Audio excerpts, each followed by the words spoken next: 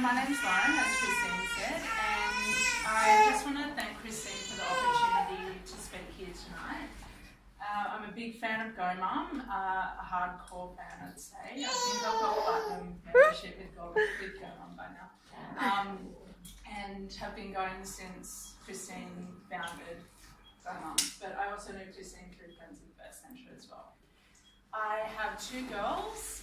Yvette is almost 2 and Sylvia is 10 weeks. They're not with us tonight, they're with their father.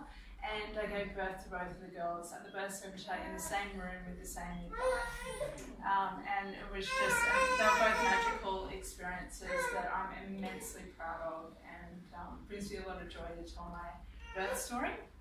And Corinne was in the room for Sylvia 10 weeks ago, 10 weeks tomorrow. So, as a sexologist, as Christine said, I help women to find their libido for their love life and for their life as well. And my newest area, my newest zone of genius, being a mum now, a well-established mama, is helping mamas get their sex life back. So, tonight I've sort of divided it into talking about your body after baby in the first 6 months, your libido, and intimacy with your partner. Now, what will probably end up happening is when I get into my flow is I'm probably going to blend all of those three, because that's what women are really good at. We're really good at blending, we're really good at being fulfilling multiple roles at once, and I also find it really hard to distinguish body, intimacy, libido. They're all intertwined. So the main message to take home from tonight is 2 things. I want to give you full permission to be whatever it is you want to be within your sex life and your intimate life with your partners and with yourself and your own body, because there is the whole spectrum of experience, as Christine touched on, with how our bodies recover after birth. So the same goes for sex. There's no one size fits all. And I should also add that when I say sex, I'm not just talking about intercourse, I'm just talking about whatever you perceive to be sexual in your life. So it's not just about sexual intercourse, it's about any form of sexual touch or experience. So full permission to just be you, and with that, a lot of what I've read over the years, and there's no real foundation for it, but it's this magical 6-week mark where we can exercise and we can start having intercourse again. And there's not really a lot to back that up. It's just a suggestion, because there are going to be some women and their partners that are ready for sex before 6 weeks, and some women that need a lot longer than that. So whatever is right for you.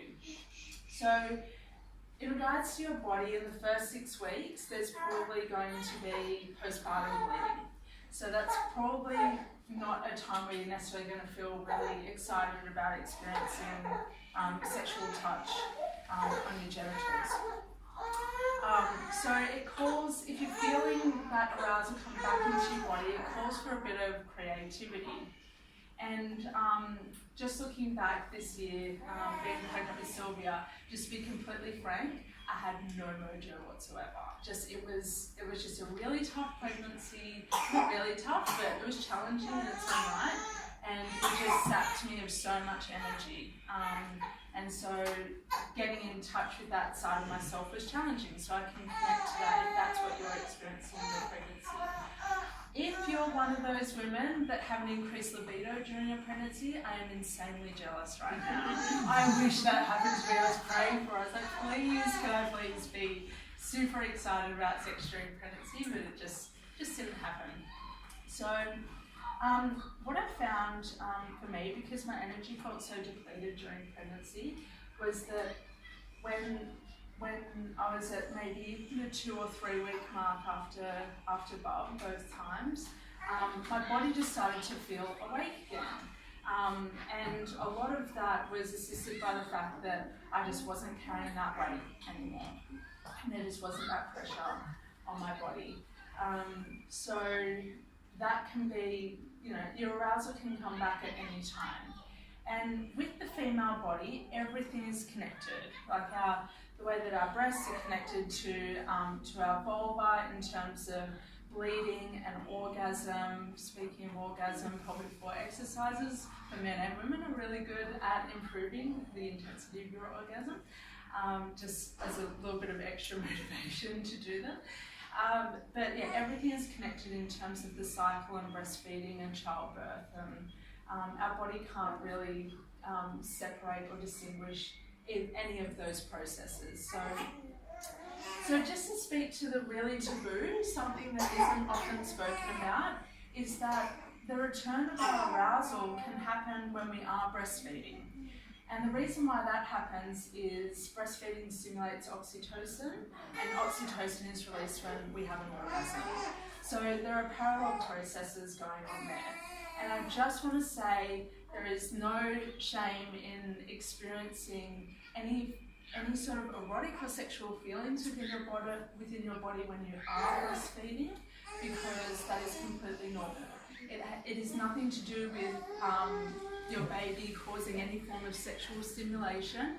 It's just that what's happening is your uterus is contracting with the release of oxytocin, and your pelvic floor muscles and the muscles that surround your vagina specifically start to experience an increase in blood flow. And that is what's happening when we orgasm as well. The same things are happening. So just to normalise that your arousal can return at what might be perceived to be pretty inopportune times. Okay. With breastfeeding, I just want to speak about your breasts for a moment.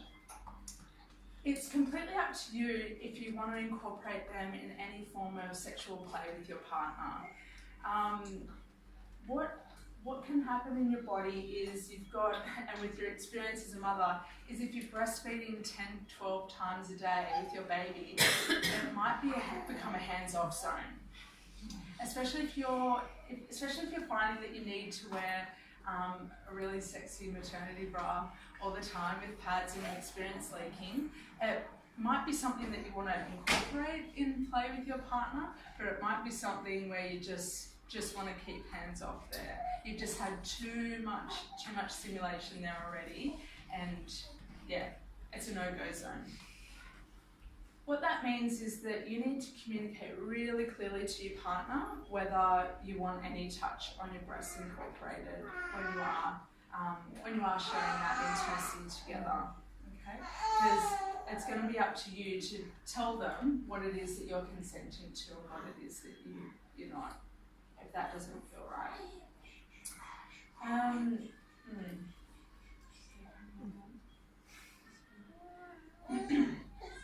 Sorry, I just needed a moment to collect myself. So, body. Your body, the way I see the pregnant body is it's just, and a woman's body is, it just goes into this complete expansion and then it goes into this really, really strange form of contraction.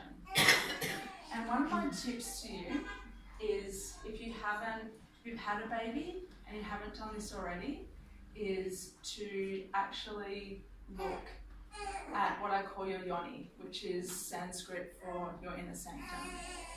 So look at the external part of your vulva, your pussy, your yoni, whatever you want to call it. Actually have a look after you've given birth. Because what I find working with women over the years is that women often haven't seen their own anatomy.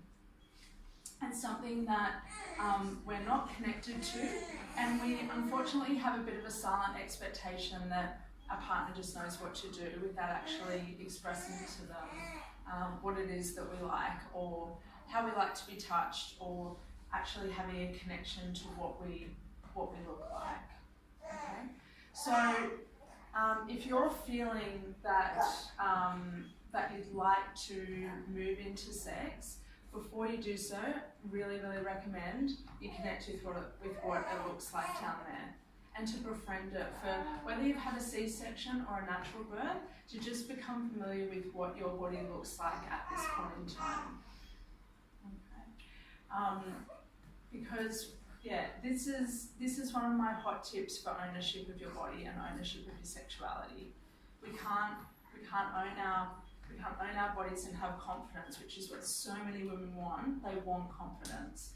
We can't have it if we're not willing to befriend our body for wherever it is at whatever point in time it is that we're wanting to connect with it. Yeah, so body, it's going to change and it's not going to be the same. Wishing for it the way that it was is just futile. Just, if you can, I don't say this often, but try not to. Try and adjust to how your body looks now and to really get your mojo up to dress for how your body is now. To not be trying to wish it back with dressing in a way that maybe you could before that doesn't really quite work for you now. Because libido, which is my next point, is the ability to give and receive pleasure, enjoyment, and acknowledgement. So what that definition means is that, and it's really important for us as women, we're very, very good at giving, but sometimes not so good at receiving. And so our libido isn't just sexual, like that definition doesn't even have the word sex in it. Our libido is our ability to hold ourselves, to accept a compliment, to receive a gift, to receive money, whatever it is. But we don't tend to be very good at it because there's conditioning that says that we should be giving. So when it comes to women's libidinous energy, we need to become really comfortable with receiving and being present with that receiving. To not move into a space of, oh no, I'll give to you now, I'll give to you because I'm really uncomfortable being seen or witnessed as I'm receiving. So your libido, yeah, I don't consider it to just be sexual.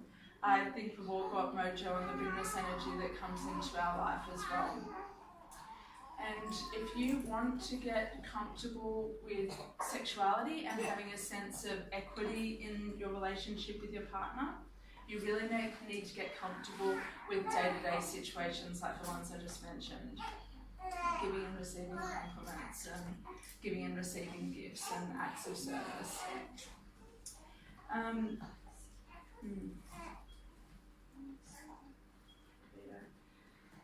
So, my hot tips to increase your libidinous energy after you have baby is to be really mindful of how the media portrays motherhood. It actually makes me quite uncomfortable when I am exposed to media that portrays motherhood in a way that isn't really aligned with how I feel as a mama. A lot of the media will show you motherhood as an act of service and that you're in a bit of a martyr mode.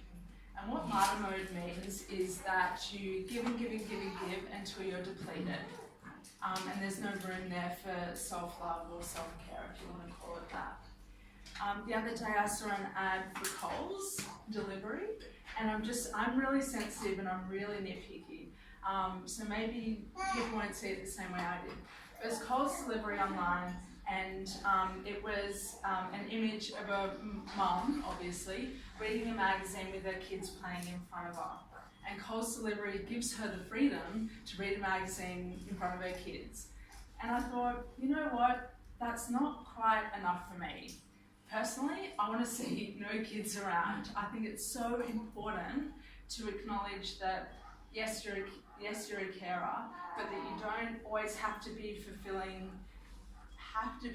these dual roles of self-care takes place when I'm looking after the kids. Does that sort of make sense? Like it's this whole, no wonder we can't be present during sex. We're expected to get our enjoyment, and that's part of our libidinous energy, from reading a magazine and multitasking while we're looking after the kids. Just be really mindful of the messages that they give to mums. And I think the segment that was on the checkout was really good. They had a segment called As a Guilty Mum, sorry. And I thought that that was an excellent segment because it was a complete parody of all the things that women are encouraged to be and to buy and to do when we have children. And it's all martyr mode stuff. It's all martyr mode. So I always had to giggle at the guilty mum episode. So we need to drop the guilt. Like, we really need to drop it if we want to be present for ourselves and present in sex. Because what women say to me is that they're in a situation with their partner, they really want to have sex, like they really want to give to their partner, show them that love and create that warmth and intimacy, but their head is in 400 million places when it's happening. So feminine yin energy is really distractible. And that multitasking works well for us. But where we could learn a little bit more from men, and what's so beautiful about men, is that they're really present and direct and focused. And when they're in sex, they're there in sex. They're not thinking about the laundry list of things that they want to do. They're absolutely there with their pleasure and they don't feel guilty about it at all. But something is there for women, or what I've seen from the women I see in my practice, that says that we should be doing something else or being somewhere else, or looking after the baby. So the best way to move into presence, and it's cliche, but it really is to breathe. Breathe in the way that Christine mentioned before, because what I find with women is when we're scared and contracted and feeling inhibited, the last thing we're going to be doing is breathing really deeply into our bodies. Really getting the oxygen in and connecting with your sexual power down here. It's not going to happen if you're, oh my God, I'm thinking about this, that and the other, and your body's tight and contracted. So yeah, drop the guilt. I've totally dropped it. No, not I've dropped about 90% of it. As you can see, my baby's not here tonight. It's perfectly capable. I don't feel bad about it. It's really important that we do one thing at a time, and that we have the opportunity to do one thing at a time. Right, so Mojo. One thing I read in a book about sex and motherhood recently, which didn't resonate with me, it's a great book, I was laughing at it. It was talking about how sometimes mums don't even get the chance to have a shower. Now, I want you to know that if you like bathing and you enjoy it, this isn't an option to not bathe, okay? But having a baby is not an excuse to not have a shower. And this all feeds into your libido. How the hell are you going to feel sexy if there isn't 10 minutes for you to have a shower and to dry off and to put deodorant on and some cream on your face, okay? It is really important that this isn't self-care, this is just human need, okay? Do not see having a shower and all those little things that mean something to you, whether it's reading a certain book or painting your nails or connecting with a girlfriend. Don't discount those things as don't put them in the luxury category if you want to have a good libido. Okay? Really important. There are all these parallels for women, and we don't see it. We're not going to feel sexy if our whole day has been an energy expenditure outward towards other people. Not going to happen. You're not going to get into bed with your partner and go, yeah, I get to give for one last time. It's not going to happen. It's not going to happen. So I feel really strongly about that. Like no apologies. Okay, you have basic human needs, so make sure that they're tended to. Put the baby in a bouncer, anything. My kids are always in the bathroom with me because it's one thing. It's no human need. Something that we need to do. So. I don't work with appearance necessarily, but still do the things that make you feel good on the outside. Okay, it's not about necessarily being super glamorous, but just about if there's something that you need to do that makes you feel like whoever you are, Christine, Lauren, Annie, whatever your name is, then do it. It's a priority. Okay. Intimacy, right? Intimacy, the definition is closeness, bonding, warmth. Now, guess where mum is getting a lot of her intimacy needs met? She's getting it met through the baby, alright? If our babies are on our body for most of the day and night, mum might experience what's known as touch saturation. Touch saturation means that when her partner comes home, she's probably not going to be that psyched to engage in really big long hugs and lots of touch necessarily. She might, because it's from a different place with a different intention, but she might be touched out for the day. Okay? Especially if she's had to do a few breastfeeds around that wishing hour, I call it, that 5 to 7 or 8 onwards PM at night. So if couples want intimacy in their relationship, if that's what they're looking for when it comes to their sex life, what I recommend is that there be a bit of a washout period between when she last touched baby and when she touches her partner. Okay? You might need something to distinguish that was the touch with the baby, and now I'm open to touch with my partner, which, like I said, has a completely different, or for the most part, will have a different feel to it. Does this make sense to people? Yeah.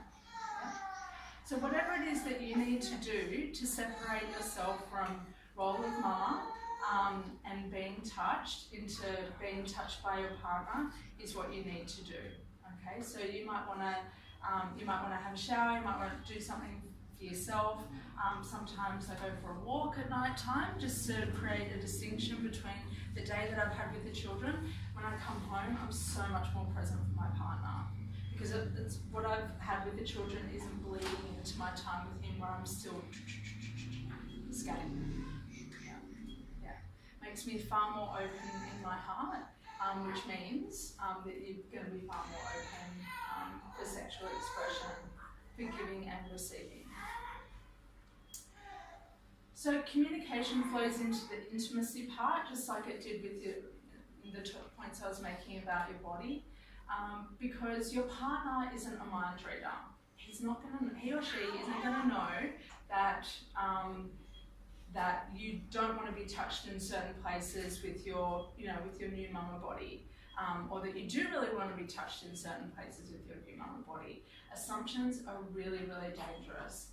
So it's important to check in and tell him or her where's okay, where's good, where you're really open to, and to give them that feedback as sex is progressing. Yeah, really, really important. No assumptions, no mind reading. We don't want our partners to read our mind. If they could read our mind, we'd be the same person. That just, yeah. The reason why we love our partners is because they are different to us, and there's that distinction there. Does anyone have any questions about sex, libido, intimacy, once baby comes along? Yeah. This is probably more of a practical question. Mm-hmm. My partner and I, we have to use lubricant, but I find the lubricant we use, after a while it gets really gluggy. Tacky. Yeah. Are there any brands that you know of that are better? Because by the time it gets all gluggy, like, it's really hard enough to get to that point. By the time it gets gluggy, I'm like, okay, I can close the shop. Go have a shower now, but I'm like, oh my god, we've just got to get this over and done with. Do you know any products that don't do that? Can I ask you using condoms? No. Okay. My hottest sex tip is not lubricant. It's actually coconut oil. Mm. You should probably say wine. I'll say wine. Yeah. I'll say wine. Okay. Coconut oil, if you don't have any form of reaction to it, I haven't met anyone that does this yet. If you're not using condoms, coconut oil is great because it can be used externally and internally. You can use it for massage with your partner, really great for massage, doesn't stain the sheets, and lasts and lasts and lasts and lasts. So it never gets that tacky feel to it that lubricants do. So like virgin coconut oil? Or? Yeah. And if it goes hard in winter, you just got to you just melt it. Give it a little. give it a little bit of TLC before you put it on, or just rub it between the hands, or you can pop it in the a few scoops in the microwave for about 10 or 15 seconds. And it's great for your skin. Yeah. And now I might get a massage. I recommend sex starting with massage for it to not just go straight into your erogenous zones, because for women, we really, if we're not ovulating and we have had a really long day, but we still want to express ourselves through our sexual bodies, it can take a little bit of time to drop into that presence, and receiving the type of touch that you want to receive on non-erogenous zones. And by erogenous zones, I mean generally it's your vulva, your yoni, your breasts, or your erectile tissue, your earlobes, your nostrils. Bit of a hot tip. So yeah, definitely start with some type of massage with coconut oil, because you need to. If you're right up here, feeling scuddy, feeling anxious, feeling apprehension in your hair, you need something to bring you into down regulation. And breath work and touch through massage is a great way to do that. But yeah, if you're not using condoms, coconut oil. If you are using condoms, there's so many different types of lube. I haven't tried them all because I'm not a big fan. But there is silicone lube as well, which you can use in water. So you can use that if you're a big fan of shower sex. You can use silicone lube because it won't be affected. But otherwise, I know that there are some more. I think there's a brand called Yes, and that's a really natural, organic lubricant that's out there as well. Yes. Any other questions? I was just going to say, Lauren, the reason why women can be drier, after having a baby is tied in with that less estrogen. And sometimes that's not well understood. Yeah. But, and that's why you need lubricant, because the hormones of breastfeeding sort of will suppress estrogen, which you need, to have the, to avoid using lubricant. Yeah, thanks, Corinne. Yeah, did everyone hear that? So during breastfeeding, we've got a reduced amount of estrogen circulating in our bodies, and that can mean that our vaginas aren't really as well adapted at lubricating as they normally are outside of that breastfeeding period. So lubricant, no shame in using it. It does not mean that you are not interested in sex. Okay, only you can say whether you're interested in sex or not, and whether you want to go through with it. So if you do and it's a yes for you and your body, then exploring lubricants and oils is a really good idea. Where do you see clients? Like, where are you based? Yeah, so I have a beautiful home office in Orderly. Yeah, so it's about 1 kilometre down the road from here. Yeah. Actually, I have a question. Yeah. I'm glad I don't know anybody here. Is there rules with sex toys after birth? Oh, that's or I found who do you ask about what is okay or what is yeah. yeah. Okay. All right. So sex toys. So because there's no we Googled that and there's none, or it's horrifying or no. Okay, that's awesome. All right, I'm going to try and consolidate what I know, and I don't have any facts. This is what you should do or not do. So it comes with a bit of an asterisk disclaimer right now that I'm just going to consolidate my knowledge. So sex toys. I'm just going to do sex toy 101. Pick ones that are medical grade silicone, i.e. look at the brand Lelo, L-E-L-O, Swedish brand, beautiful products, last. Only don't use oil with your condoms or with your sex toys. Only use lubricant, either silicone or water-based lubricant. Preferably water-based actually. So what I would put to you is use of sex toys is perfectly fine if you feel particularly if you're not bleeding, hopefully you're through that stage. And it's really up to you whether you experience any tearing and whether the sex toy might, the vibrations of it, if it is vibrating, whether that might maybe get in the way of you healing completely within yourself. So it might be best before you use a sex toy internally to have that 6 week check with your doctor or your physio. But otherwise I don't see why there'd be any problems as long as, only a woman knows what's going on in her body and whether she's feeling any pain. And if you're feeling any pain, then that's your cue to stop, okay? If sex hurts, something's wrong, full stop. Sex isn't meant to hurt. And whether it's pelvic floor tightness, like Christine was speaking into, which can make sex painful, or whether you've got some scar tissue, either from tearing or from even your C-section, that's your cue that something that you need to stop whatever it is that you're doing. Yeah. Anything specific about sex? Are you talking about using them internally? Yeah. Yeah. I would treat it like intercourse. Okay. Yeah. Yeah. Just whenever you're ready. And just start really slow. Don't, like Christine was speaking about exercise, don't just jump into intercourse even if you feel really ready. Wade into the waters, okay? And there's nothing wrong with expressing yourself through external touch only to begin with. We don't have to go all the way. We can use it as a time to really explore other different types of touch.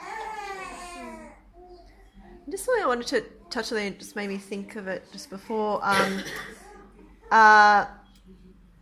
When women that have prolapse and things like that often report that they have different times of their cycle or different external environmental factors impact their prolapse symptoms. So if something feels fine one day, don't expect